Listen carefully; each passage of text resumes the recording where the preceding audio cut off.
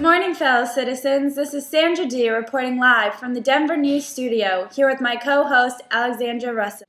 A year ago today, the date of April 17, 1961, a catastrophe occurred on the island of Bahia de Cochinos, also known as the Bay of Pigs. Nearly 1,500 Cuban exiles that had the support of the U.S. military landed on the island. The Cuban exiles, with the help of the U.S. military, attempted to attack Cuba in the hope of overthrowing their ruler Fidel Castro, a communist in which we were against. It has been said that President Kennedy was doubtful about this decision, but still approved. When the Americans were flying over Cuba, we saw a missile base ready to be launched on their lands. In a matter of minutes, a whole entire city could be destroyed. When we come back, we'll sit down with President Kennedy himself. Welcome back. We are here with President Kennedy, who's going to discuss the events that led up to the Cuban Missile Crisis and how he tackled the major issue and won. Thank you for having me here. President Kennedy, after the Bay of Pigs invasion, can you describe the tension leading up to the Cuban Missile Crisis? Our goal was to remove Fidel Castro from power, and unfortunately it did not happen. As a result, tensions grew because the Soviet Union continued to supply Cuba with arms and ammunition. When one of our spy planes spotted missile launchers on Cuban soil only 90 miles from the coast of Florida, we knew we had to act fast. When you saw the missile launchers, what became your plan of action? We knew we had to act in a very quick and decisive manner. The missiles were too close for our comfort. I decided to set up a naval blockade so that Russian ships would not be allowed within 500 miles of Cuban soil. I also moved 100,000 soldiers to Florida in case military action needed to be taken. What did Russia do when they heard that U.S. ships were starting a naval blockade around Cuba?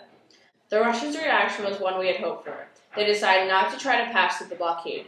Shortly thereafter, Nikita Khrushchev, the Soviet leader, called my office to discuss the removal of all missiles from Cuban soil in exchange for the American pledge not to invade Cuba.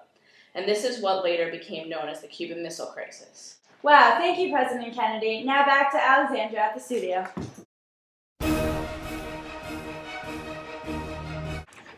In our opinion, there is a political divide between the two countries. The United States favors a capitalist system that supports free enterprises, while the Soviet Union and Cuba use communist political systems where the government provides everything to its people. The bigger issue is the proximity of a communist country to the United States. The possibility of putting nuclear weapons only 90 miles away from U.S. territory is a big concern to all U.S. citizens. Good morning, co-host Alexandra Russell. I mean, it's Russo, but like, whatever. Catastrophe occurred on the island of Bahia de Cochinos. Bahia. Okay, ready? Yeah. Oh my God, look how old you look. Wow. Amazing what a blazer can do for a girl. Go today, the data... Okay, let's get back to action. Okay, peace out. Peace.